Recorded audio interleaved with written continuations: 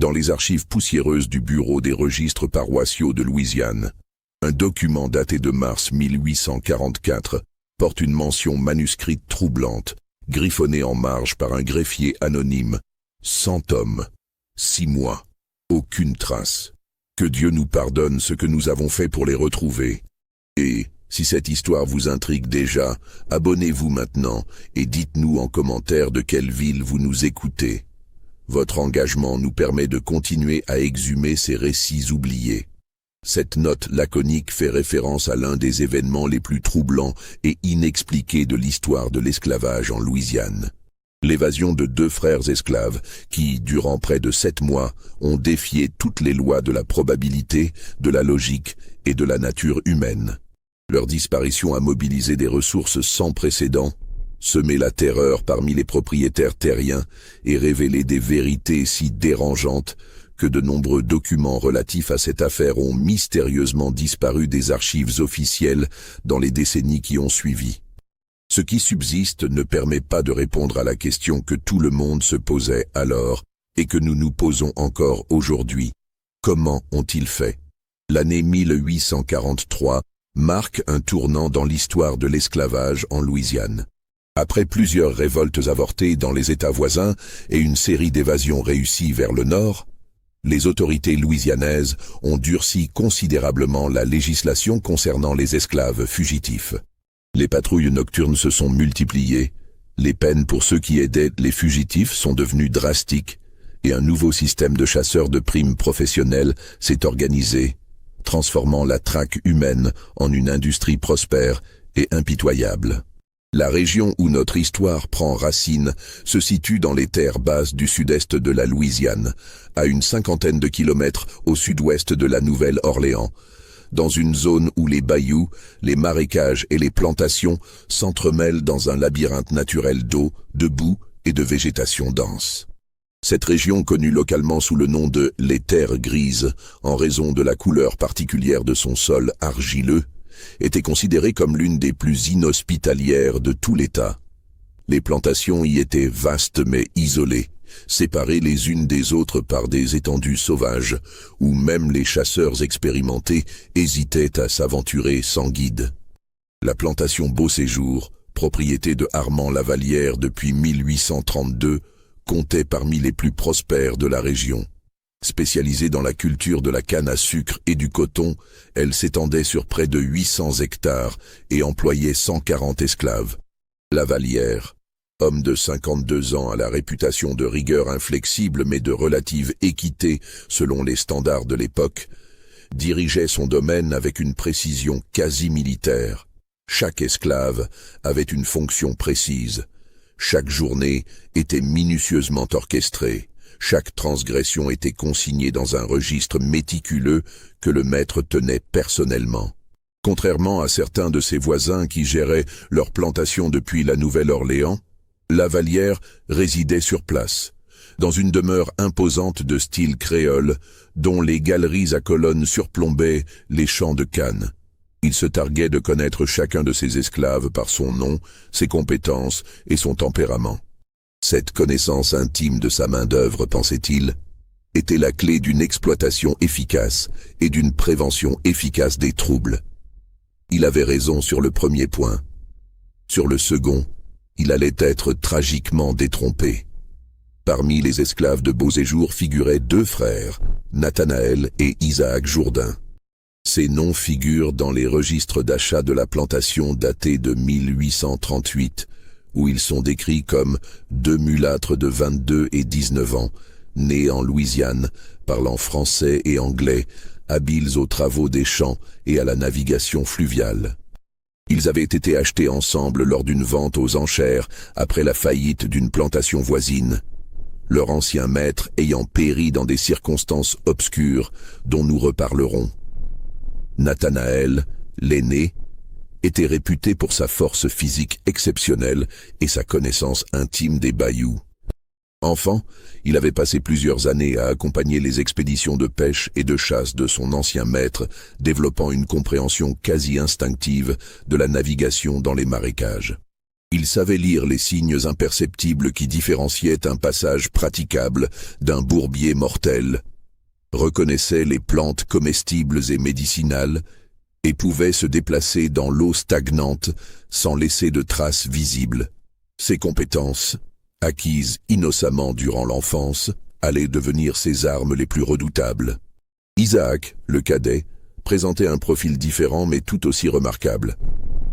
Plus frêle physiquement, il compensait par une intelligence aiguë et une capacité d'observation minutieuse qui ne passait pas inaperçue.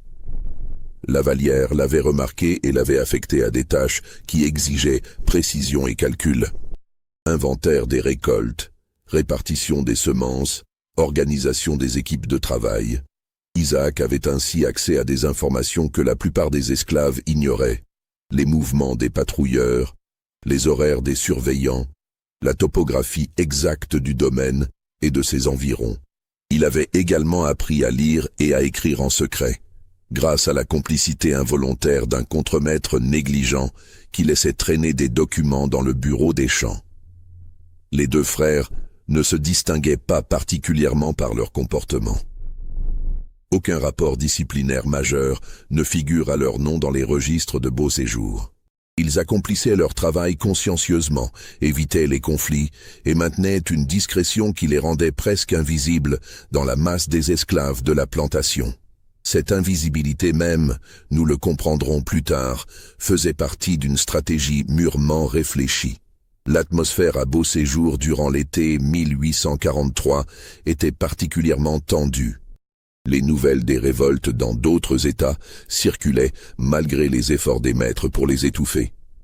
Des rumeurs persistantes évoquaient un réseau clandestin qui aidait les esclaves à fuir vers le nord, un réseau que certains appelaient déjà le chemin de fer souterrain, bien que son existence fût vigoureusement niée par les autorités.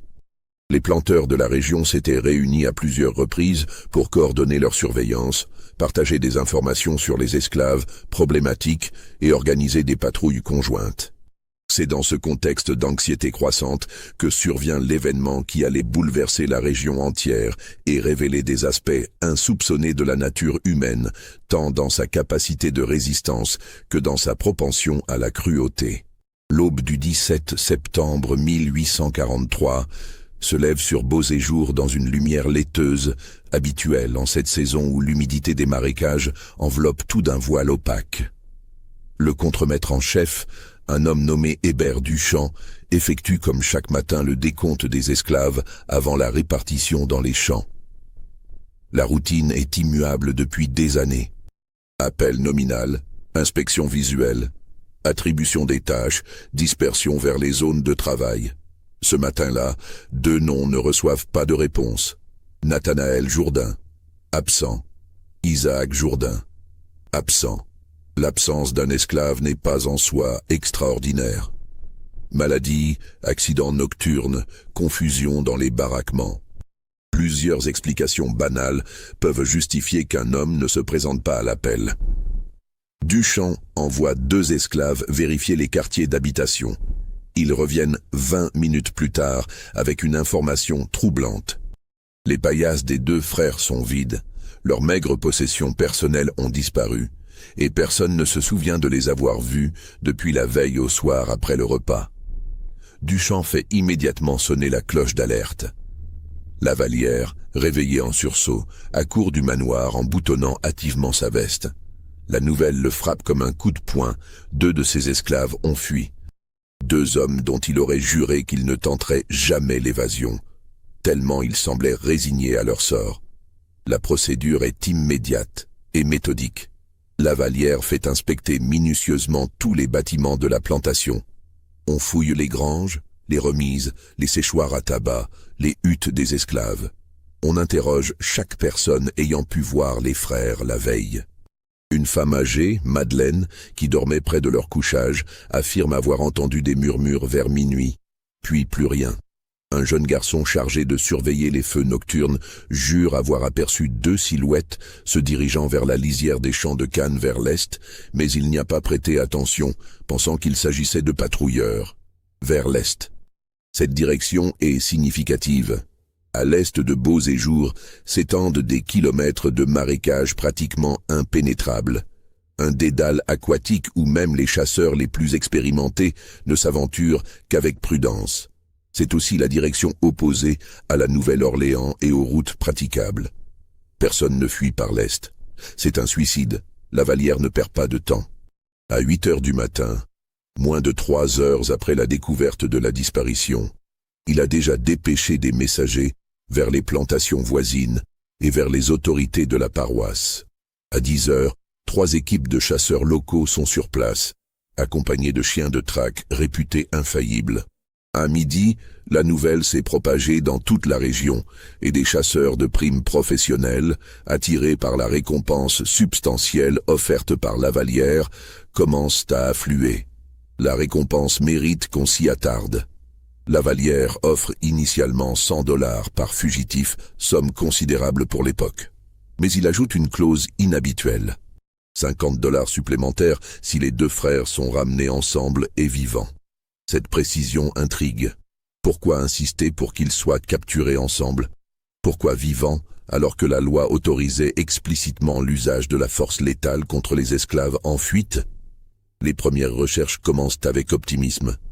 Les chiens prennent facilement la piste à la lisière du champ de Cannes, confirmant le témoignage du jeune veilleur. La trace mène effectivement vers l'est, s'enfonçant dans une zone marécageuse que les chasseurs connaissent relativement bien. Les chiens progressent avec assurance pendant près de 2 kilomètres, puis, soudainement, perdent complètement la piste au milieu d'une étendue d'eau stagnante, couverte de lentilles d'eau. Les chasseurs connaissent ce phénomène. Les fugitifs ont manifestement progressé dans l'eau pour brouiller leur odeur. Tactique classique, mais rarement efficace longtemps. L'eau des bayous est peu profonde par endroits, et il est presque impossible de marcher pendant des kilomètres sans laisser de traces sur les berges, sans casser de végétation, sans laisser d'indices de passage. Les équipes se déploient en éventail, sondant systématiquement toutes les directions possibles à partir du point où la piste s'est perdue. C'est long, méticuleux, mais les chasseurs sont patients. Ils savent que les fugitifs ne peuvent pas avoir progressé rapidement dans ce terrain. Ils doivent être quelque part, dans un rayon de quelques kilomètres, probablement cachés dans un fourré, attendant la nuit pour continuer. Le premier jour s'achève sans résultat. Aucune trace n'a été retrouvée. Les chasseurs établissent un campement et décident de reprendre les recherches à l'aube avec des équipes renforcées. Le deuxième jour apporte un léger progrès. Un chasseur expérimenté nommé Gaspard Lebrun découvre une empreinte de pied nus sur une berge boueuse à environ 5 kilomètres à l'est du dernier point connu. L'empreinte est fraîche, datant probablement de la nuit précédente. Elle indique que les fugitifs continuent vers l'est, s'enfonçant toujours plus profondément dans les marécages. Cette direction continue de déconcerter tout le monde. Ils s'éloignent de toute civilisation, de toute aide possible, de toute route d'évasion connue. À moins qu'ils ne connaissent quelque chose que personne d'autre ne connaît. Le troisième jour, les recherches prennent une ampleur sans précédent. 23 chasseurs sont désormais mobilisés, venus de toute la région. Lavallière a augmenté la récompense à 200 $ par fugitif. Les planteurs voisins, inquiets, ont organisé leur propre patrouille pour surveiller leur domaine. La rumeur court qu'il s'agit peut-être du début d'une révolte organisée, que les 2 frères sont des éclaireurs pour un groupe plus important. Cette rumeur est alimentée par un détail troublant découvert ce jour-là. En fouillant plus minutieusement les quartiers des esclaves de Beauséjour, un contremaître trouve, dissimulé sous une planche du plancher de la hutte des frères Jourdain, une petite cache contenant des objets déconcertants. Un couteau de chasse de bonne qualité, manifestement volé, une boussole de marine encore fonctionnelle, un morceau de toile cirée enroulé, et surtout, un fragment de carte dessiné à la main sur un morceau de tissu, montrant ce qui semble être un tracé à travers les marécages avec des annotations en français. La découverte de ces objets change radicalement la perception de l'évasion. Il ne s'agit pas d'une fuite impulsive, mais d'un projet longuement préparé. Les frères ont volé, accumulé, planifié. Ils savaient exactement ce qu'ils faisaient. Et le plus inquiétant, la carte suggère qu'ils connaissent un chemin à travers les marécages. un passage dont personne d'autre n'a connaissance. Lavallière examine personnellement la carte trouvée. Il reconnaît certains repères géographiques, un cyprès mort en forme de fourche, un îlot rocheux, une anse particulière. Mais le tracé complet lui est inconnu. Comment ces esclaves ont-ils pu acquérir une telle connaissance du terrain? Nathanaël avait certes de l'expérience dans les bayous, mais pas à cette échelle, pas avec ce niveau de détail. L'explication viendra plus tard, de manière fragmentaire et troublante. En interrogeant systématiquement tous les esclaves de la plantation, on finit par découvrir que Nathanaël effectuait depuis plusieurs années de petites expéditions clandestines dans les marécages durant les nuits sans lune, sous prétexte de poser des pièges à écrevisses et à rats musqués pour améliorer l'ordinaire des quartiers d'esclaves. Ces absences nocturnes étaient tolérées par les contremaîtres parce qu'elles rapportaient effectivement de la nourriture supplémentaire et parce que Nathanaël revenait toujours avant l'aube. Personne n'avait réalisé que ces sorties lui permettaient en réalité de cartographier méthodiquement les marécages, de mémoriser les passages, d'identifier les cachettes, de préparer minutieusement une route d'évasion. Pendant ce temps, Isaac utilisait son accès aux documents de la plantation pour étudier les mouvements des patrouilles, les procédures de recherche, les emplacements des plantations voisines. Il copiait secrètement les informations, les mémorisait, les partageait avec son frère. Ensemble, durant peut-être 3 ans, ils ont construit un plan d'évasion d'une sophistication remarquable. Cette révélation sème la consternation parmi les planteurs. Si 2 esclaves, apparemment dociles, ont pu orchestrer une telle préparation sous le nez de tout le monde, combien d'autres peuvent en faire autant? La confiance dans le système de surveillance s'effondre. Les interrogatoires deviennent plus durs, les contrôles plus stricts, la paranoïa s'installe. Mais pour l'instant, l'urgence est de retrouver les fugitifs. Le 4e jour, les équipes de recherche atteignent le nombre de 40 chasseurs. Des renforts sont arrivés de la Nouvelle-Orléans, des professionnels réputés qui ont traqué des dizaines de fugitifs avec un taux de réussite proche de 100%. Ils apportent des chiens frais, des équipements spécialisés, une organisation quasi militaire. Et pourtant, aucune trace nouvelle n'est trouvée. C'est comme si les 2 frères s'étaient évaporés après avoir laissé cette unique empreinte le 2e jour. Les chasseurs explorent systématiquement tous les bayous, toutes les îles, tous les passages praticables. Rien. Pas une trace de feu, pas un indice de passage, pas une branche cassée, pas un dérangement dans la végétation. Une première hypothèse émerge, murmurée d'abord discrètement puis exprimée plus ouvertement. Les frères sont morts. Ils ont succombé au marécage, noyés dans un bourbier, mordus par un serpent venimeux, emportés par des alligators. Les marécages sont remplis de dangers mortels. 2 hommes, même bien préparés, peuvent facilement périr s'ils font une erreur de jugement. Cette hypothèse est rassurante pour certains, mais Lavallière la rejette catégoriquement. Il a vu la carte, il a compris le niveau de préparation. Ces hommes savaient ce qu'ils faisaient. Ils sont vivants quelque part, et ils se cachent avec une efficacité déconcertante. Le 5e jour apporte un nouvel élément troublant. Un trappeur indépendant, qui n'était pas impliqué dans les recherches officielles, se présente à Beauséjour avec une information étrange. 3 jours auparavant, à l'aube, il était posté dans un affût de chasse à environ 15 km à l'est-sud-est de la plantation, dans une zone réputée totalement inhabitée. Il a distinctement entendu, porté par le vent, ce qui ressemblait à des voix humaines parlant français, trop lointaines pour distinguer les mots, mais clairement 2 voix différentes, en conversation. 15 km. En 3 jours. Dans les marécages. C'est une performance extraordinaire, presque impossible. Les chasseurs les plus expérimentés progressent rarement à plus de 3 km par jour dans ce terrain. Comment 2 fugitifs, chargés de leurs maigres provisions, ont-ils pu couvrir une telle distance? Les équipes de recherche se redéploient immédiatement vers cette nouvelle zone. C'est encore plus sauvage, encore plus difficile d'accès. Certains chasseurs commencent à exprimer des doutes. Peut-être que le trappeur s'est trompé. Peut-être qu'il a entendu des pêcheurs perdus ou que le vent a porté des sons d'ailleurs. Peut-être qu'il invente son histoire pour réclamer une part de la récompense. Mais Lebrun, le chasseur qui avait trouvé la première empreinte, n'en est pas convaincu. Il étudie attentivement la carte trouvée dans la cache des frères, et il remarque quelque chose que personne n'avait vu. Un symbole minuscule, presque imperceptible, près de la zone où le trappeur affirme avoir entendu les voix.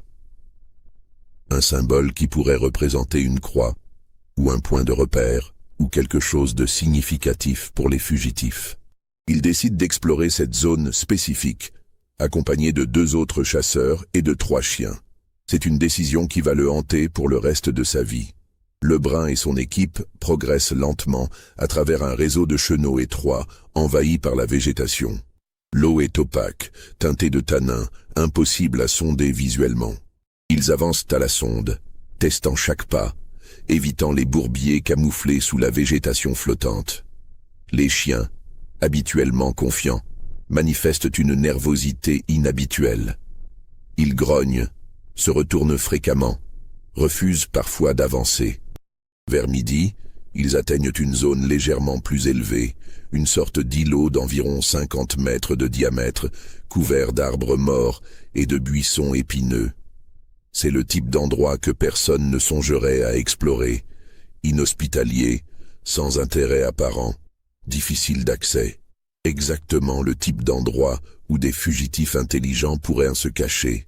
Les chiens subitement reprennent de l'assurance. Ils ont trouvé une odeur. Ils tirent sur leur laisse, conduisant les chasseurs vers le centre de l'îlot. Lebrun sent son pouls s'accélérer. Enfin, après 5 jours de traque infructueuse, ils vont peut-être capturer les fugitifs. Ce qu'ils trouvent n'est pas ce qu'ils attendaient. Au centre de l'îlot, dissimulé sous un enchevêtrement de branches mortes, soigneusement arrangées, se trouve un campement. Pas un simple abri de fortune, mais une installation sophistiquée. Une structure en bois de cyprès imputrescible, à demi enterrée, recouverte de végétation vivante qui la camoufle parfaitement. Des réserves de nourriture séchée sont suspendues à hauteur hors de portée des rongeurs. Un petit foyer est aménagé avec un système de dispersion de fumée qui empêche toute colonne visible. Des récipients de récupération d'eau de pluie sont astucieusement positionnés. Le campement est vide, manifestement abandonné récemment, peut-être quelques heures auparavant. Les braises du foyer sont encore tièdes. Lebrun reste figé, contemplant la scène avec une fascination horrifiée. Ce n'est pas un abri improvisé par des fugitifs désespérés. C'est une base préparée à l'avance depuis longtemps. Les frères Jourdain n'ont pas simplement fui dans les marécages en espérant survivre. Ils ont construit un réseau de refuges, planifié leur survie, anticipé une traque prolongée. Plus troublante encore, en explorant les environs immédiats, les chasseurs découvrent que cet îlot n'est pas isolé. Des traces subtiles, invisibles pour un œil non exercé, indiquent des passages réguliers vers d'autres directions. Des branches coupées à hauteur précise pour marquer un chemin, des entailles discrètes sur des troncs d'arbres, des arrangements de pierres qui ne doivent rien au hasard. Les frères ont créé un système de navigation secret à travers les marécages. Combien d'autres campements ont-ils préparés? Depuis combien de temps construisent-ils cette infrastructure clandestine? La nouvelle de cette découverte se répand comme une traînée de poudre. L'évasion des frères Jourdain n'est plus perçue comme une simple tentative désespérée de liberté, mais comme une menace organisée et sophistiquée. Si 2 esclaves ont pu créer une telle infrastructure sans être détectés, quoi d'autre se prépare dans l'ombre? Cette découverte renforce la paranoïa collective des planteurs. Lavallière, informé de la découverte, prend une décision radicale. Il quadruple la récompense et lance un appel dans toute la Louisiane. Il veut les meilleurs chasseurs, les traqueurs les plus expérimentés, les hommes capables de penser comme leur proie. En moins d'1 semaine, 70 chasseurs supplémentaires arrivent, attirés par la récompense désormais extraordinaire de $800 par fugitif. Les recherches atteignent une intensité jamais vue. 100 hommes, parfois plus, ratissent systématiquement les marécages. Des campements de chasseurs s'établissent en périphérie de la zone de recherche. Des patrouilles nocturnes se multiplient. Des observateurs sont postés en permanence sur les points élevés pour surveiller tout mouvement suspect. Et pourtant, semaine après semaine, les frères demeurent introuvables. Le 15e jour après l'évasion, un deuxième campement est découvert à 20 km du premier, dans une direction complètement différente. Même sophistication, même abandon récent. Les frères se déplacent, utilisent leurs refuges successivement, restent constamment en mouvement. Le 20e jour, un chasseur trouve une piste prometteuse. Des traces de passage dans une zone de roseaux, conduisant vers un ancien canal de drainage abandonné. Les équipes convergent. Elles progressent le long du canal pendant des heures. À la tombée de la nuit, ils décident de poster des guets et d'attendre l'aube. Durant la nuit, quelque chose d'inexplicable se produit. Les guets, pourtant vigilants, n'entendent rien. Pourtant, au matin, les traces dans le canal ont disparu. Quelqu'un est venu durant la nuit et a méticuleusement effacé toutes les traces de passage, lissant la boue, repositionnant la végétation. Les chasseurs n'ont rien vu, rien entendu. Cette nuit marque un tournant psychologique. Les chasseurs commencent à murmurer entre eux. Comment des hommes traqués par 100 chasseurs peuvent-ils se déplacer avec une telle discrétion? Comment peuvent-ils être partout et nulle part à la fois? Les rumeurs les plus folles commencent à circuler. Peut-être que les frères ont trouvé des complices. Peut-être qu'un réseau les aide. Peut-être qu'ils possèdent des connaissances surnaturelles des marécages. La Vallière, sentant le moral des chasseurs faiblir, organise une réunion générale au 25e jour. Tous les chasseurs sont rassemblés dans une clairière proche de sa plantation. Il leur parle avec une franchise brutale. Ces hommes ne sont ni des fantômes, ni des magiciens. Ce sont des esclaves, deux frères qui ont passé des années à se préparer. Ils connaissent ces marécages mieux que quiconque, mais ils restent humains. Ils ont besoin de manger, de boire, de dormir. Ils font des erreurs, et nous allons exploiter ces erreurs. Ils présentent alors une nouvelle stratégie, plus méthodique et plus patiente. Au lieu de chercher les frères directement, les chasseurs vont identifier et surveiller toutes les sources de nourriture possibles dans les marécages, les zones de pêche, les arbres fruitiers sauvages, les endroits où poussent les plantes comestibles. Ils vont établir une surveillance discrète et attendre que les fugitifs se révèlent en cherchant à se nourrir. C'est une approche de siège, transformant les vastes marécages en une prison à ciel ouvert. Elle nécessite une patience et une coordination extraordinaires, mais la Vallière est convaincue qu'elle fonctionnera. Les frères ne peuvent pas survivre indéfiniment sans ressources. La stratégie est mise en œuvre immédiatement. Des postes d'observation sont établis dans toute la région. Les chasseurs apprennent à rester immobiles pendant des heures, camouflés, silencieux, attendant le moindre signe de présence humaine. Pendant un mois entier, rien ne se produit. Pas une seule observation significative. Les chasseurs commencent à se demander si les frères ne sont pas déjà morts depuis longtemps, leur corps quelque part au fond d'un bayou, dévoré par les alligators et les poissons. Puis, le 53e jour après l'évasion, un jeune chasseur posté près d'un bosquet de mûriers sauvages voit quelque chose. Une silhouette humaine, aperçue brièvement entre les arbres, à plus de 100 mètres de distance. Trop loin pour identifier, trop rapide pour suivre, mais indéniablement humaine. L'observation relance l'espoir. Les frères sont vivants. Ils sont toujours dans la région. Mais comment survivent-ils depuis près de 2 mois? Même avec des réserves préparées, même avec une connaissance approfondie des ressources naturelles, c'est une performance extraordinaire de survie et d'endurance. Si cette traque impossible vous fascine autant qu'elle nous fascine, laissez un like et dites-nous en commentaire. Pensez-vous que les frères Jourdain ont pu survivre par leurs seuls moyens ou quelqu'un les aidait secrètement? Votre théorie nous intéresse. L'observation du 53e jour déclenche une nouvelle vague de recherche intensive dans la zone des mûriers. Cette fois, les chasseurs adoptent une approche encore plus méthodique. Ils ne cherchent plus seulement des traces évidentes, mais aussi des anomalies subtiles.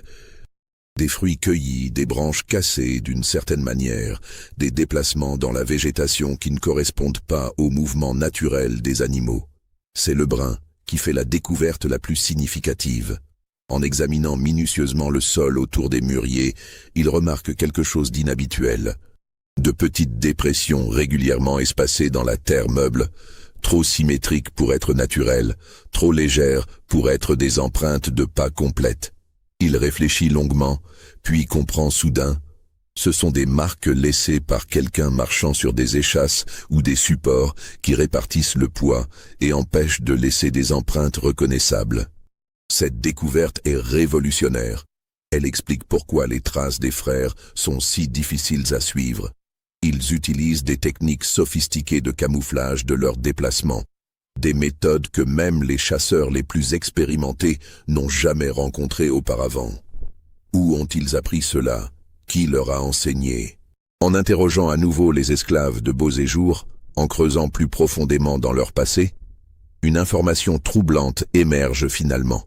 Leur précédent propriétaire, celui qui est mort dans des circonstances obscures, avant qu'il ne soit vendu, était un homme nommé Auguste Ferrand, réputé pour sa passion obsessionnelle pour la chasse. Ferrand avait voyagé dans sa jeunesse, notamment parmi certaines tribus amérindiennes du Nord, où il avait appris des techniques de traque et de survie. De retour en Louisiane, il utilisait ses esclaves comme assistants de chasse, leur enseignant des méthodes que peu d'hommes blancs connaissaient. Nathanaël et Isaac avaient été les favoris de Ferrand pendant plusieurs années, l'accompagnant dans toutes ses expéditions. C'est auprès de lui qu'ils avaient acquis non seulement leur connaissance des marécages, mais aussi ses techniques sophistiquées de camouflage, de pistage inversé, de survie prolongée en milieu hostile. Les circonstances obscures de la mort de Ferrand méritent également d'être examinées. En 1837, Ferrand a disparu lors d'une expédition de chasse dans les marécages, accompagné uniquement de Nathanaël et Isaac.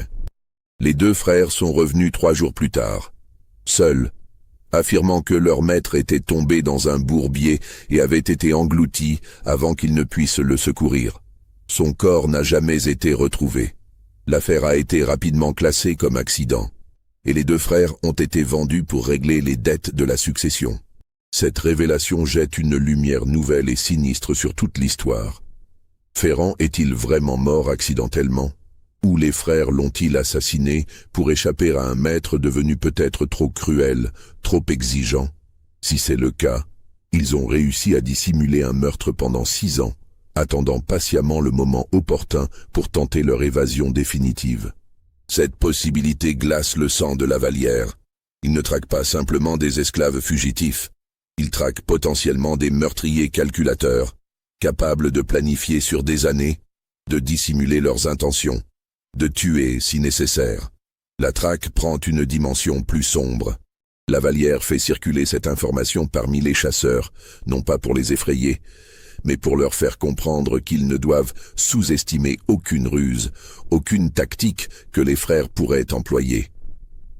Ces hommes sont dangereux, non par violence impulsive, mais par intelligence méthodique. Le 65e jour après l'évasion apporte un développement complètement inattendu. Une jeune esclave de la plantation voisine, une femme nommée Céleste, demande à parler en privé à Lavallière.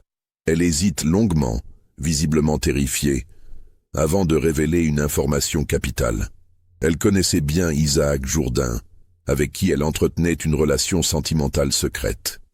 Isaac lui avait confié, quelques semaines avant l'évasion, qu'il préparait quelque chose d'important, mais sans jamais révéler exactement quoi. Plus troublant encore, Céleste affirme qu'Isaac lui a fait parvenir un message 3 jours auparavant, par un canal qu'elle refuse de divulguer, même sous la menace. Le message était simple. « Nous sommes vivants, nous allons réussir. » Ne perds pas espoir. Comment un fugitif traqué par 100 hommes peut-il faire parvenir un message à une esclave dans une plantation surveillée? Cette question bouleverse toutes les certitudes. Cela implique l'existence d'un réseau de communication clandestin entre esclaves, un réseau qui fonctionne sous le nez des maîtres et des surveillants. Combien d'esclaves sont impliqués? Qui d'autre aide les frères? La Vallière ordonne une surveillance drastique de Céleste, espérant qu'elle recevra un autre message et révélera ainsi le canal de communication. Mais les jours passent, sans nouveau contact. Céleste semble sincèrement ignorer quand et comment un prochain message pourrait arriver. Pendant ce temps, les observations des frères se multiplient, toujours brèves, toujours à distance. Un chasseur les aperçoit traversant un bras de bayou au crépuscule. Un autre trouve un campement encore chaud. Un troisième découvre des restes de repas soigneusement enterrés. Chaque découverte confirme que les frères sont proches, qu'ils restent dans la région, mais qu'ils continuent à échapper systématiquement à toute tentative de capture. La frustration monte. 100 hommes, certains parmi les meilleurs chasseurs de Louisiane, ne parviennent pas à capturer 2 esclaves dans un territoire limité. L'histoire commence à circuler dans tout l'État, suscitant des réactions variées. Certains admirent secrètement la résistance des frères. D'autres sont terrifiés par ce qu'elle représente. Une remise en question fondamentale du système esclavagiste lui-même. Car si 2 esclaves peuvent résister si longtemps, si efficacement, qu'est-ce qui empêche d'autres de faire de même? L'évasion des frères Jourdain devient un symbole, une preuve vivante que l'oppression n'est pas invincible, que l'intelligence et la détermination peuvent défier même les ressources les plus considérables. Les autorités de la paroisse, conscientes des implications politiques, exercent une pression croissante sur la Vallière. Le gouverneur lui-même fait savoir discrètement qu'il attend une résolution rapide de cette affaire embarrassante. Des renforts militaires sont même évoqués si les chasseurs civils continuent à échouer. C'est dans ce contexte de tension extrême que se produit le 80e jour, un événement qui change radicalement la nature de la traque. Un jeune chasseur nommé Mathieu Broussard, âgé de 23 ans, disparaît. Il était parti seul en reconnaissance dans une zone qu'il connaissait bien, une procédure habituelle. Il devait revenir avant le coucher du soleil. Il ne revient pas. Les recherches commencent immédiatement. On retrouve son cheval attaché à un arbre, ses provisions intactes, ses armes posées soigneusement sur une souche. Aucune trace de lutte, aucun signe de violence. Le jeune homme s'est simplement volatilisé. 2 jours plus tard, Broussard réapparaît, marchant seul sur le chemin menant à la plantation de la Vallière. Il est épuisé, désorienté, mais physiquement indemne. Son récit va bouleverser toute la compréhension de l'affaire. Broussard affirme avoir été capturé par les frères Jourdain. Nathanaël l'a surpris alors qu'il examinait des traces, l'a désarmé avant qu'il ne puisse réagir, puis Isaac l'a rejoint. Ils ne l'ont pas maltraité. Au contraire, ils l'ont conduit dans l'un de leurs campements secrets, lui ont donné à manger et à boire, et ont passé 2 jours à discuter avec lui. Ils voulaient que je comprenne, raconte Broussard, encore secoué. Il voulait que je transmette un message. Le message est stupéfiant. Les frères affirment qu'ils ne fuient pas. Ils restent délibérément dans la région, continuant à déjouer les chasseurs, non pas dans l'espoir d'échapper définitivement, mais pour prouver un point, qu'un système fondé sur l'oppression et la terreur peut être défié, que la volonté humaine peut résister même à l'écrasement le plus méthodique. Nous ne partirons pas, aurait dit Isaac.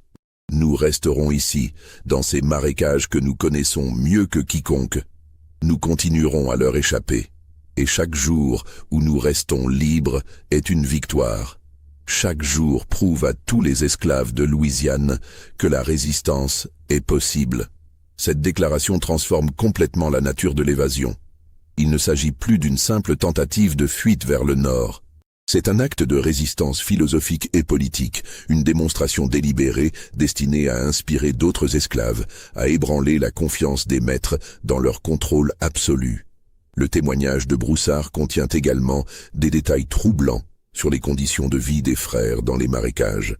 Ils ont effectivement préparé de multiples campements au fil des années.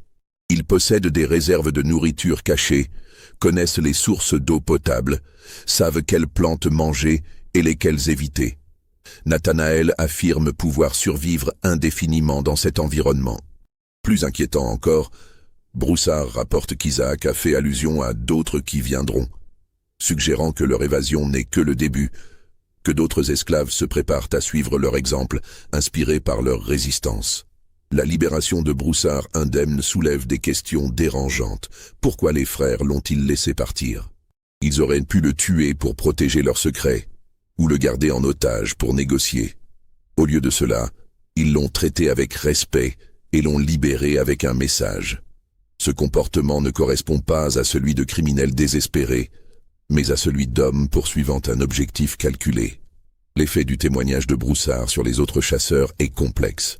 Certains sont encore plus déterminés à capturer les frères, furieux de cette humiliation publique. D'autres commencent à éprouver un malaise. Ils se demandent s'ils sont du bon côté de l'histoire. Traquer des hommes qui ne demandent que la liberté, qui ne font de mal à personne, qui démontrent une intelligence et une dignité remarquables, est-ce vraiment honorable? Lavallière, quant à lui, est tiraillé entre plusieurs émotions contradictoires. Il est impressionné malgré lui par la sophistication et la détermination des frères. Mais il comprend aussi le danger que représente leur résistance pour l'ensemble du système esclavagiste. Si leur exemple se propage, si leur histoire inspire d'autres évasions, d'autres résistances, les conséquences économiques et sociales seront catastrophiques pour tous les planteurs. Il prend une décision difficile, mais, selon lui, nécessaire. Il ordonne que la traque continue, mais avec une directive nouvelle et brutale. Les frères doivent être capturés par tous les moyens nécessaires. L'option de les ramener vivants, qui était sa préférence initiale, devient secondaire. S'ils résistent, s'ils tentent de s'échapper lors d'une capture, la force létale est autorisée. Cette décision marque un tournant moral dans toute l'affaire. La traque n'est plus simplement une question de récupération de propriété. Elle devient une question de pouvoir, de contrôle, de répression d'une menace symbolique. Les semaines suivantes voient une escalade progressive de la violence et de la détermination de part et d'autre. Les chasseurs, enhardis par la nouvelle directive, deviennent plus agressifs dans leurs méthodes. Ils commencent à utiliser des tactiques plus dangereuses. Incendie contrôlé pour forcer les frères à sortir de leur cachette, empoisonnement des points d'eau pour limiter leurs ressources, destruction systématique de tous les campements découverts. Les frères répondent en devenant encore plus insaisissables. Les observations directes se raréfient. Ils semblent avoir compris que Broussard a révélé trop d'informations et adaptent leur stratégie en conséquence. Ils abandonnent probablement leurs anciens campements pour en créer de nouveaux dans des zones encore plus reculées. Le 90e jour, un chasseur est retrouvé inconscient près d'un bayou avec une blessure à la tête. Il affirme avoir été frappé par derrière alors qu'il suivait une piste. Ses armes ont disparu. C'est la première fois que les frères utilisent la violence, même minimale, contre leurs poursuivants. L'incident provoque des réactions différentes selon les chasseurs. Certains y voient une preuve que les fugitifs deviennent désespérés, prêts à tuer. D'autres, plus réfléchis, notent que les frères auraient pu facilement tuer le chasseur inconscient, mais ont choisi de simplement le neutraliser et de prendre ses armes. Ces armes volées représentent une nouvelle menace. Jusqu'à présent, les frères n'étaient armés que du couteau trouvé dans leur cache. Maintenant, ils possèdent un fusil et un pistolet. S'ils décident de se défendre activement, la situation peut rapidement dégénérer en affrontement mortel. Lavallière, informé de l'incident, convoque tous les chasseurs. Il leur rappelle que l'objectif reste de capturer les frères, de préférence vivants. Mais il autorise explicitement l'usage de la force en cas de danger. Il augmente encore la récompense.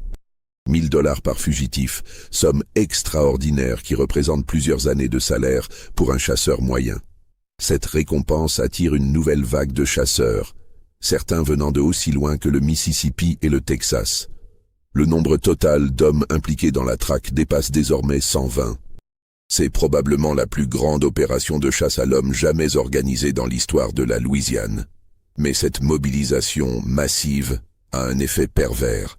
Avec autant d'hommes dans les marécages, la coordination devient chaotique. Les équipes se gênent mutuellement, les informations se perdent, les fausses pistes se multiplient. Les chasseurs moins expérimentés, attirés par la récompense, prennent des risques inconsidérés et nécessitent souvent d'être eux-mêmes secourus. Le 110e jour, une découverte macabre jette une ombre encore plus sombre sur toute l'affaire. Des chasseurs explorant une zone rarement visitée tombent sur les restes décomposés d'un corps humain, partiellement enterré dans la boue. L'identification est difficile en raison de l'état de décomposition, mais certains effets personnels suggèrent qu'il pourrait s'agir d'Auguste Ferrand, l'ancien propriétaire des frères Jourdain, disparu 6 ans auparavant. L'examen des ossements, effectué par un médecin de la Nouvelle-Orléans, révèle des fractures suspectes au crâne, incompatibles avec une simple chute dans un bourbier. Ferrand a manifestement été frappé violemment avant de mourir. C'est un meurtre, non un accident. Cette découverte change radicalement la perception légale de l'affaire.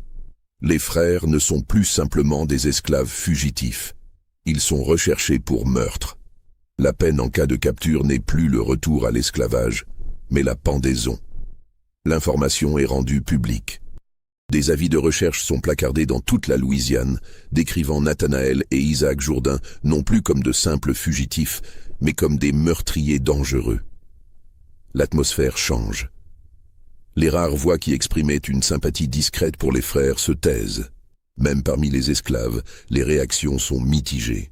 Certains continuent à voir les frères comme des héros résistants. D'autres les perçoivent désormais comme des criminels ayant mis en danger toute la communauté servile par leurs actions. Céleste, la jeune esclave qui avait révélé son lien avec Isaac, tombe dans une dépression profonde. Elle refuse de manger, refuse de parler. Son maître, craignant de perdre un bien précieux, la fait surveiller constamment. Elle ne recevra plus jamais de message d'Isaac, si tant est qu'il ait eu l'intention d'en envoyer un autre. Le 130e jour marque un changement de saison. L'automne s'installe, apportant des températures plus fraîches et des pluies plus fréquentes. Les marécages deviennent encore plus difficiles à naviguer. Les chasseurs commencent à souffrir de maladies, fièvre des marais, infections diverses, épuisement chronique. Plusieurs abandonnent, découragés par les conditions et l'absence de résultats. Mais quelques-uns, les plus obstinés, persistent. Lebrun fait partie de ceux-là. Il a investi tellement de temps, tellement d'efforts dans cette traque, qu'il ne peut pas abandonner. C'est devenu personnel pour lui. Il étudie obsessionnellement la carte trouvée dans la cache des frères, cherchant des indices que personne d'autre n'a vus. Il interroge les anciens esclaves de Ferrand, essayant de comprendre exactement ce que Nathanaël et Isaac ont appris de leur ancien maître. C'est Lebrun qui fait la découverte cruciale, le 140e jour. En recoupant les informations sur les emplacements des campements découverts, les zones où les frères ont été aperçus et la topographie détaillée des marécages, il identifie un schéma. Les frères ne se déplacent pas aléatoirement. Ils suivent un circuit, revenant régulièrement dans certaines zones selon un rythme prévisible. C'est logique. Ils ont besoin de ressources spécifiques à différents endroits, et ces ressources ne sont disponibles qu'à certaines périodes. Lebrun présente sa théorie à Lavallière. Si son analyse est correcte, il peut prédire approximativement où les frères seront dans les prochains jours. C'est la première fois depuis le début de la traque qu'une prédiction fiable semble possible. Lavallière donne son accord pour tester la théorie. Lebrun sélectionne personnellement 20 chasseurs parmi les plus expérimentés et les plus silencieux. Ils vont établir une embuscade dans la zone identifiée et attendre. Pas de battue bruyante, pas de poursuite chaotique. Juste de la patience, du camouflage et de la discipline. Les hommes se mettent en position 3 jours à l'avance. Ils construisent des affûts discrets, s'habituent au rythme de l'environnement, apprennent à rester immobiles pendant des heures. Lebrun leur a donné des instructions claires. Observer seulement. Ne pas engager immédiatement. Identifier avec certitude les cibles, attendre le moment optimal, puis agir de manière coordonnée. Le 143e jour, à l'aube, la patience est récompensée. Nathanaël apparaît le premier, émergeant silencieusement d'un canal étroit. Il est méconnaissable comparé à l'esclave robuste que les gens de Beauséjour connaissaient. Amaigri, la peau durcie par les éléments, Les cheveux longs et emmêlés, il ressemble davantage à une créature des marécages qu'à un être humain. Mais ses mouvements sont assurés, efficaces, témoignant d'une parfaite adaptation à cet environnement hostile. Isaac le suit quelques minutes plus tard. Lui aussi est transformé, mais différemment. Il semble plus alerte, plus nerveux, scrutant constamment les alentours. C'est lui le veilleur, celui qui anticipe le danger. Les chasseurs retiennent leur souffle. Enfin, après 143 jours, ils ont les deux frères dans leur ligne de mire, à portée de capture. Le brun attend, calcule l'instant optimal. Les frères avancent vers une zone plus dégagée où l'encerclement sera plus facile. Puis Isaac s'arrête brusquement. Il tourne la tête, examine l'environnement avec une attention accrue. A-t-il senti quelque chose? Entendu un son imperceptible? Simplement ressenti l'instinct du danger? Il dit quelque chose à Nathanaël, trop bas pour que les chasseurs entendent. Les deux frères reculent lentement, se préparant manifestement à fuir. Le brun n'a plus le choix. Il donne le signal. 20 chasseurs surgissent simultanément de leur cachette, se déployant pour bloquer toutes les issues. Ce qui suit est confus, rapide, violent. Nathanaël réagit instantanément, plongeant dans l'eau épaisse d'un bayou. Isaac hésite une fraction de seconde, regardant son frère, puis choisit une direction différente, courant vers un bosquet dense.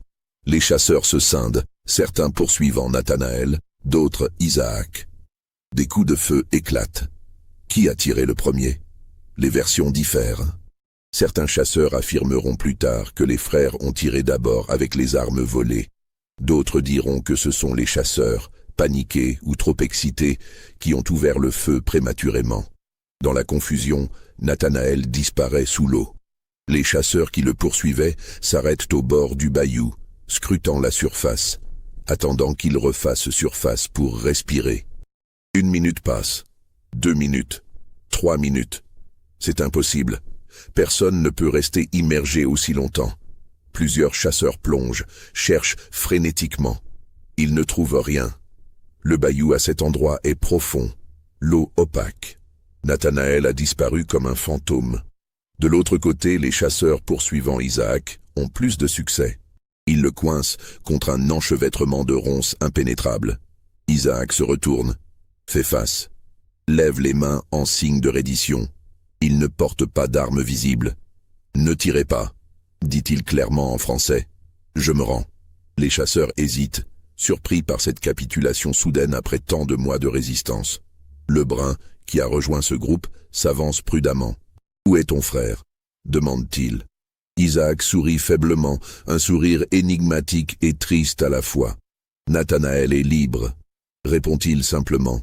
Isaac est ligoté et ramené à la plantation Beau Séjour sous bonne garde.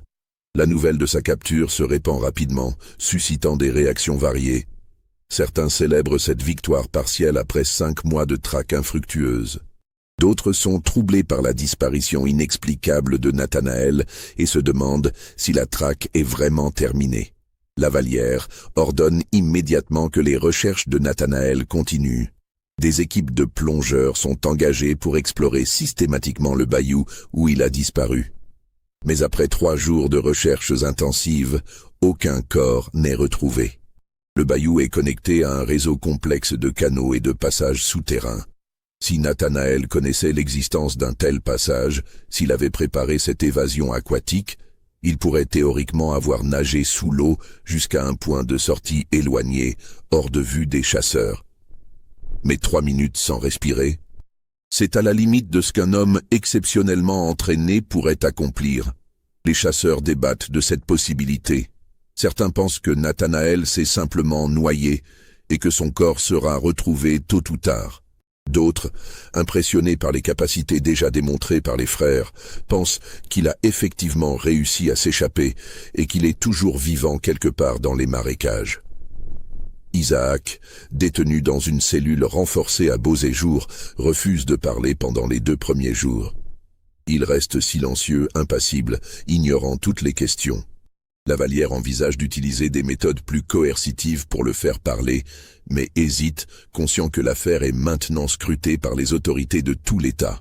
Le 3e jour de sa captivité, Isaac demande soudainement à parler à Lavallière en privé. La demande est surprenante, mais Lavallière accepte, curieux de comprendre ce que le fugitif a à dire.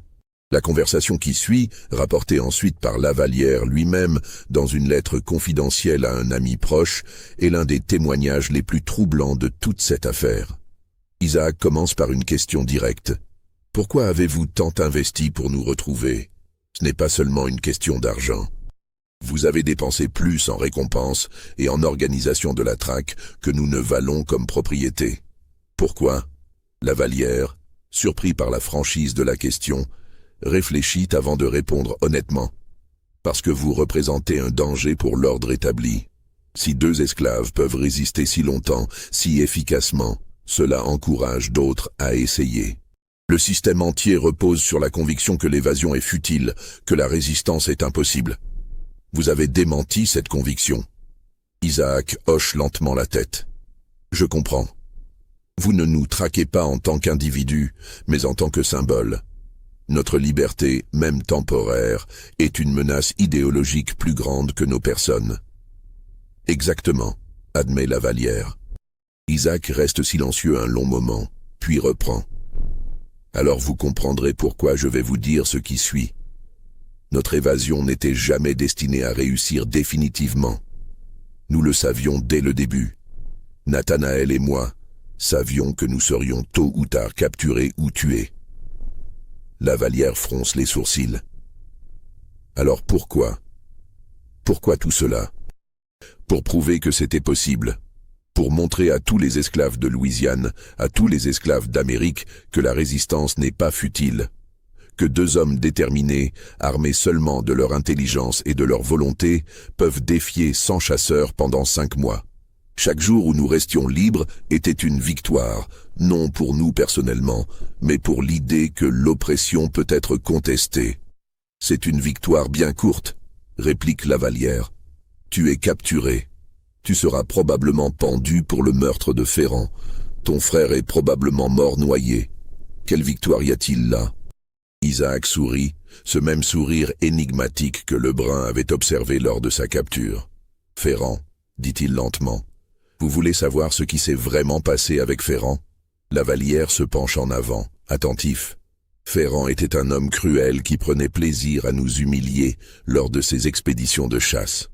Il nous traitait comme des chiens, nous frappait pour son amusement, nous forçait à dormir dans la boue pendant qu'il s'abritait confortablement. Un jour, dans les marécages, il est allé trop loin. Il a battu Nathanaël si violemment que j'ai cru qu'il allait le tuer. J'ai réagi sans réfléchir. J'ai frappé Ferrand avec une branche pour l'arrêter. Il est tombé, s'est cogné la tête sur une pierre. Il est mort presque instantanément. Tu avoues le meurtre, constate Lavallière. Ce n'était pas un meurtre. C'était de la légitime défense, bien que je sache que la loi ne reconnaît pas ce droit aux esclaves. Nous avons caché son corps, maquillé sa mort en accident, parce que nous savions que la vérité nous condamnerait. Nous avons attendu 6 ans, travaillant pour vous, planifiant notre évasion, préparant notre résistance. Lavallière absorbe cette confession. Pourquoi me racontes-tu cela maintenant? Parce que je veux que vous compreniez. Nous n'avons jamais été des meurtriers par nature. Nous sommes devenus ce que le système nous a forcés à devenir. Nous avons été poussés à la violence par la violence. Nous avons été poussés à la ruse par la nécessité. Et notre résistance, aussi imparfaite qu'elle ait été, a prouvé quelque chose d'important, que l'esprit humain ne peut pas être totalement brisé, même par l'esclavage le plus rigoureux. Il fait une pause, puis ajoute « Nathanaël est vivant. Je le sais. Il connaît des passages dans ces marécages que personne d'autre ne connaît. Des cavités submergées où l'on peut respirer. Des tunnels naturels créés par les racines des cyprès. Il a passé des années à les explorer en secret. Il est libre maintenant. Vraiment libre. Et chaque jour où il reste libre prouve notre point. S'il est vivant, nous le retrouverons, affirme Lavallière, bien que sa voix trahisse un doute. Peut-être, mais peut-être pas. Et dans l'incertitude réside notre victoire.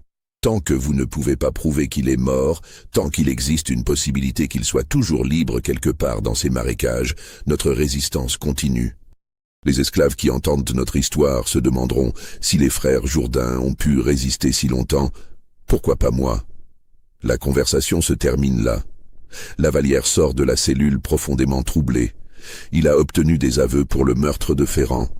Mais ces aveux sont accompagnés d'une justification morale qui complique la situation. Plus troublante encore, il réalise qu'Isaac a raison sur un point essentiel. Même capturé, même condamné, il a gagné une forme de victoire symbolique. Les jours suivants apportent plusieurs développements qui confirment les paroles d'Isaac. Des rumeurs commencent à circuler parmi les esclaves de toute la région. L'histoire des frères Jourdain devient une légende, embellie à chaque répétition. On dit que Nathanaël est devenu un esprit des marécages, impossible à capturer, aidant secrètement d'autres fugitifs. On dit qu'Isaac a défié ses ravisseurs avec une dignité qui a impressionné même ses ennemis. Les autorités décident rapidement du sort d'Isaac. Un procès rapide est organisé. Il plaide coupable du meurtre de Ferrand, mais présente les circonstances atténuantes. Le jury, composé exclusivement de propriétaires blancs, le condamne néanmoins à la pendaison. La sentence est prévue pour 3 semaines plus tard. Durant ces 3 semaines, Isaac reste calme, presque serein. Il refuse les visites d'un prêtre, affirmant qu'il préfère passer son temps à se remémorer sa période de liberté dans les marécages. Il demande et obtient la permission d'écrire. Il remplit plusieurs pages d'un récit détaillé de leur évasion, de leur méthode de survie, de leur philosophie de résistance. Ce document, saisi après son exécution, est censé avoir été détruit par les autorités. Mais des rumeurs persistantes suggèrent que des copies ont circulé clandestinement, devenant une sorte de manuel de résistance pour les esclaves mécontents. Impossible de vérifier ces rumeurs, les archives officielles ne faisant aucune mention de ce texte. Le jour de l'exécution, le 24 février 1844, une foule nombreuse se rassemble. Beaucoup viennent voir la fin d'un des fugitifs les plus célèbres de l'histoire de la Louisiane. D'autres viennent par morbide curiosité. Quelques-uns secrètement viennent rendre hommage. Isaac monte sur l'échafaud avec une dignité remarquée par tous les témoins. On lui offre la possibilité de dire quelques derniers mots. Il accepte. « Je ne regrette rien », dit-il clairement, sa voix portant dans le silence attentif. « J'ai vécu libre pendant 5 mois. C'est 5 mois de plus que la plupart des hommes nés dans mes circonstances peuvent espérer. Mon frère Nathanaël vit encore, libre dans les marécages que nous aimons. Notre histoire ne se termine pas aujourd'hui. Elle continue dans le cœur de tous ceux qui refusent d'accepter l'injustice comme inévitable. » La trappe s'ouvre. Isaac Jourdain meurt rapidement. Son corps est enterré dans une tombe non marquée à la lisière de la plantation Beauséjour, conformément aux pratiques de l'époque concernant les esclaves exécutés. Mais son histoire, elle, ne sera pas enterrée aussi facilement. Les recherches de Nathanaël continuent pendant encore 2 mois après l'exécution d'Isaac. Lavallière, obsédé par l'idée de clore définitivement cette affaire, maintient une récompense élevée pour quiconque retrouvera le fugitif, mort ou vif. Des chasseurs continuent à patrouiller les marécages, cherchant des signes de présence humaine. Quelques observations sont rapportées. Un trappeur affirme avoir vu une silhouette humaine au loin, disparaissant rapidement dans la végétation. Un pêcheur trouve un campement récemment utilisé, avec des traces de feu et des restes de repas. Un chasseur découvre des empreintes inhabituelles qui pourraient être humaines, mais ne peut les suivre avant qu'elles ne disparaissent dans l'eau. Aucune de ces observations ne mène à une capture. Nathanaël, s'il est vraiment vivant, se révèle encore plus insaisissable que lorsqu'il était accompagné de son frère. Peut-être parce qu'il n'a plus personne à protéger que lui-même. Peut-être parce que la mort d'Isaac l'a rendu plus déterminé, plus prudent, plus résolu à ne jamais être capturé. En avril 1844, Lavallière réduit progressivement les effectifs de recherche. Le coût financier et humain de cette traque a été énorme. Il a dépensé plus de 10 000 $, somme colossale, et mobilisé des centaines d'hommes pendant 8 mois.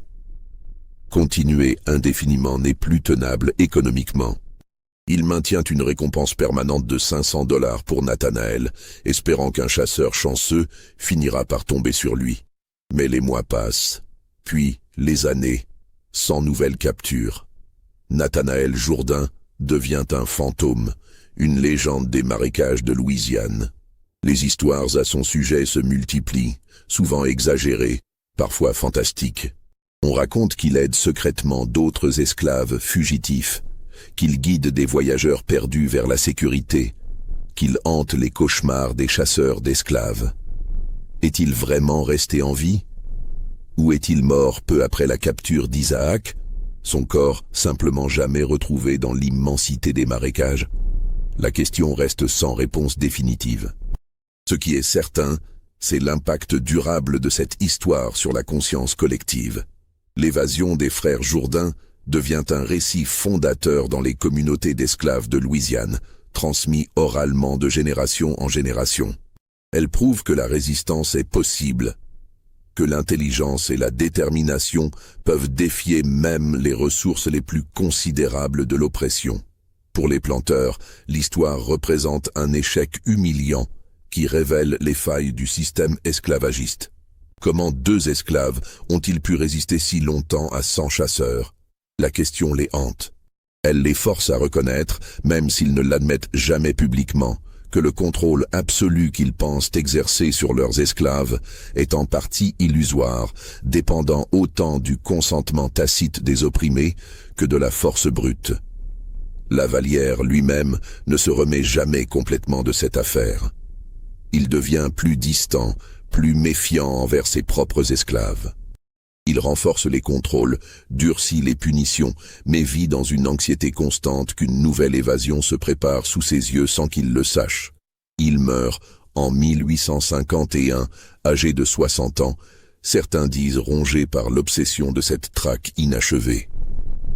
La plantation Beauséjour continue de fonctionner jusqu'à la guerre de sécession. En 1863, avec l'émancipation, ces esclaves sont libérés. Quelques-uns restent comme travailleurs salariés. La plupart partent vers la Nouvelle-Orléans ou vers d'autres opportunités. La propriété elle-même décline rapidement après la guerre, finalement abandonnée et reprise par la végétation. Aujourd'hui, il ne reste presque rien de Beauséjour. Un historien déterminé peut encore trouver des fondations de pierre enfouies sous la végétation, des fragments de céramique, des traces de canaux d'irrigation.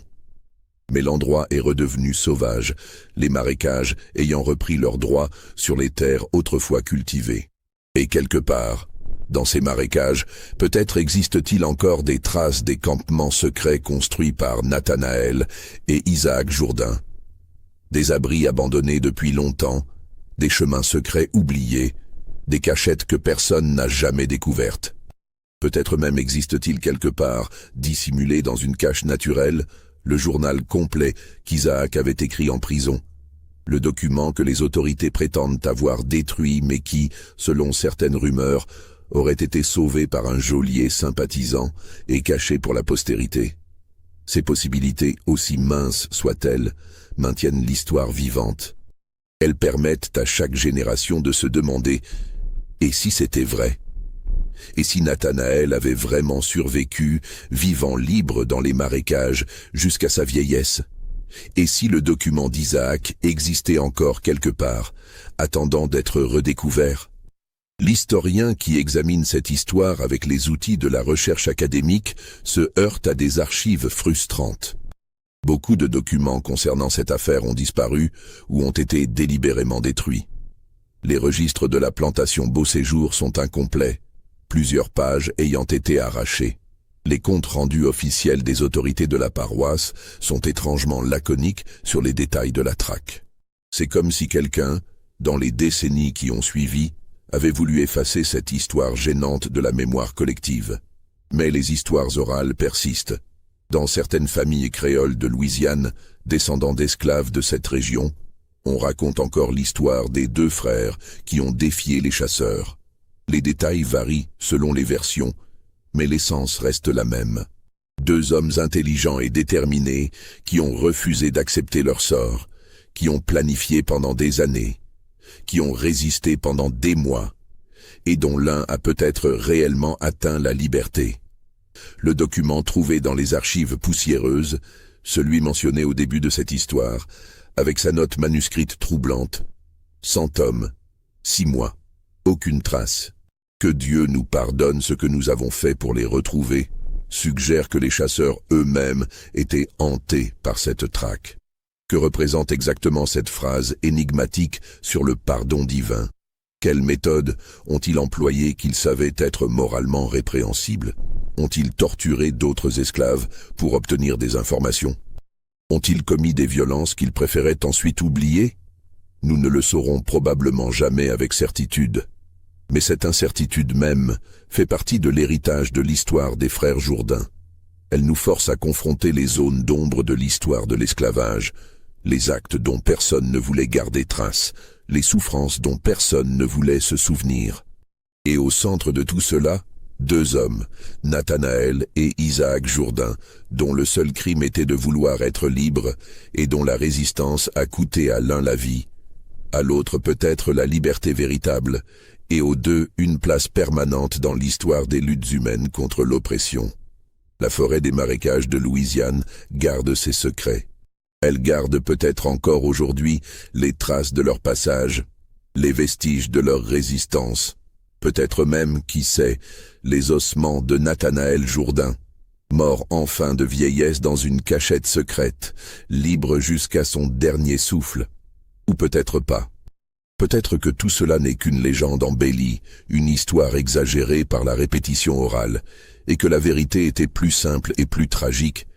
2 hommes qui ont tenté l'impossible, qui ont résisté admirablement mais brièvement, et qui ont tous 2 péri dans les marécages qui devaient être leur refuge. La vérité, quelle qu'elle soit, a été engloutie par le temps et par les eaux stagnantes de ces bayous impénétrables. Mais l'histoire demeure, et elle continue à poser la même question troublante à tous ceux qui l'entendent. 100 chasseurs, 100 hommes armés, équipés, déterminés, 2 esclaves fugitifs, 6 mois de traque, aucune capture définitive. Comment est-ce possible? Et surtout, qu'est-ce que cela nous dit sur la nature humaine, sur les limites du contrôle, sur le pouvoir de la volonté face à l'oppression, sur les secrets que les marécages et l'histoire gardent précieusement? Vous venez d'entendre l'histoire troublante des frères Jourdain, une histoire qui défie l'explication et qui continue de hanter les marécages de Louisiane. Pensez-vous que Nathanaël a vraiment survécu? Croyez-vous que tout cela s'est réellement passé? Dites-nous en commentaire ce que vous en pensez. Et si cette histoire vous a fasciné autant qu'elle nous fascine, abonnez-vous pour découvrir d'autres mystères historiques oubliés. Partagez cette histoire avec ceux qui apprécient les récits qui font réfléchir sur les parts les plus sombres et les plus héroïques de notre passé. Aujourd'hui encore, si vous visitez les marécages du sud-est de la Louisiane, si vous vous aventurez dans ces zones sauvages où peu d'humains osent encore aller, vous pourriez peut-être, au crépuscule, apercevoir quelque chose entre les arbres couverts de mousse espagnole. Une ombre qui se déplace avec une assurance impossible. Un reflet fugace qui suggère une présence humaine dans un endroit où personne ne devrait pouvoir survivre. Mais regardez de nouveau, et il n'y a rien. Juste le vent dans les cyprès, le murmure de l'eau stagnante, et le sentiment inexplicable que ces marécages gardent des secrets qu'ils ne révéleront jamais complètement. Peut-être que parmi ces secrets se trouve la vérité finale sur Nathanaël Jourdain. Peut-être qu'un jour, un chercheur chanceux découvrira des preuves définitives de son sort. Peut-être que le journal d'Isaac émergera des profondeurs d'une archive oubliée, révélant des détails que personne ne connaît. Ou peut-être que le mystère persistera à jamais, ce qui est peut-être, après tout, la plus appropriée des conclusions pour une histoire de résistance contre l'oppression. Un mystère qui ne peut être complètement résolu, une liberté qui ne peut être complètement niée, une vérité qui refuse d'être totalement éteinte. Les frères Jourdain voulaient prouver que la résistance était possible. En cela, qu'ils aient ou non atteint une liberté physique durable, ils ont indéniablement réussi. Leur histoire vit, elle inspire, Elle interroge, elle refuse de disparaître dans l'oubli. Et tant qu'elle vivra, tant qu'elle sera racontée, tant qu'elle forcera les gens à se demander comment 2 hommes ont pu défier 100 chasseurs, elle accomplira exactement ce pourquoi Nathanaël et Isaac Jourdain ont sacrifié tout ce qu'ils avaient. Prouver que l'esprit humain, même dans les circonstances les plus oppressives, ne peut jamais être complètement brisé. Voilà leur véritable victoire. Pas l'évasion elle-même, pas la survie prolongée dans les marécages, mais la persistance de leur histoire, le refus de leur résistance de mourir, même après que leur corps ait disparu. Et c'est cette victoire-là qui rend leur histoire vraiment impossible à oublier.